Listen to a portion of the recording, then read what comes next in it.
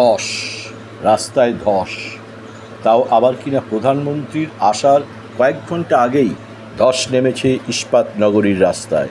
আর এই ইস্পাত নগরীর নেহেরু স্টেডিয়ামে আসছেন প্রধানমন্ত্রী। দুর্গাপুর ইস্পাত নগরীর কনিষ্ক রোডের উপরে মুষলধারে বৃষ্টি হওয়ার জন্য ইস্পাত কারখানার এই রাস্তায় বিশাল ধস নামে, যান চলাচল বন্ধ থাকে, এলাকায় আতঙ্ক নামে। দুর্গাপুর ইস্পাত নগরীর এই রাস্তা প্রধান রাস্তা।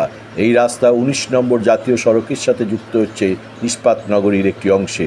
তৃণমূলের জেলা সভাপতি নরেন্দ্রনাথ চক্রবর্তী কটাক্ষ করে বলেন, বিজেপির পতনকালের সময় হয়ে এসেছে। ২৬-এ বিজেপি হারবে, ২৯-এও হারবে বিজেপি। তিনি আরও কটাক্ষ করে বলেন, যারা পথশ্রীতে সমালোচনা করে তাদের মুখ আজ সেলোটেপ দিয়ে আটা কেন?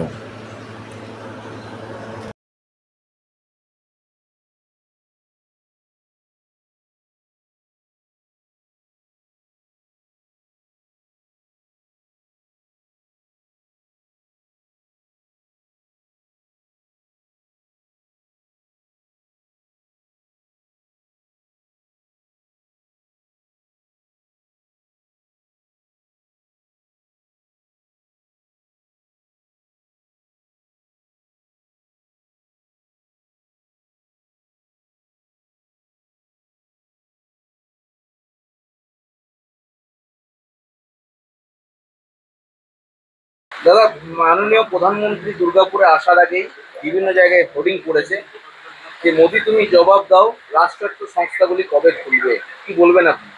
দেশের প্রধানমন্ত্রী আসবেন, দুর্গাপুরের মানুষ তাকে স্বাগত জানাবেন, আর দুর্গাপুরের মানুষ তাকে জানতে চাইবেন না যে বন্ধ কলকারখানা হয়ে আছে চারিদিকে, শ্রমিকরা কাঁদছে, শ্রমিকরা সুইসাইড করছে, আর প্রধানমন্ত্রী এসে গোল গোল কথা বলে দিয়ে চলে যাবেন? তার কাছে সাধারণ মানুষ জবাব চাইবে না? ১০০ বার জবাব চাইবে। এবং মোদিকেও দুর্গাপুরে দাঁড়িয়ে জবাব দিয়ে যেতে হবে যে কবে রাষ্ট্রায়ত্ত কারখানাগুলোকে তিনি খুলবেন, কবে সার কারখানার আধুনিকরণ হবে, কবে ডিএসপি কে আরো এগিয়ে নিয়ে যাওয়া যাবে, কবে টাউনশিপের উন্নয়ন হবে, কবে টাউনশিপের জন্য টাকা বরাদ্দ করে যে রাস্তায় ধস নামছে সেই রাস্তার ধসের হাত থেকে মানুষ বাঁচবে, এগুলো তো জবাব দিতে হবে। শুধু জুমলাবাজি করলে তো হবে না। ৭ মাস আগে পাণ্ডবেশ্বর চালু হয়ে গেছে, ৯ মাস আগে জামুড়িয়া চালু হয়ে গেছে, সেই পুরনো ওভারব্রিজ এখন ওপেন। এ কি?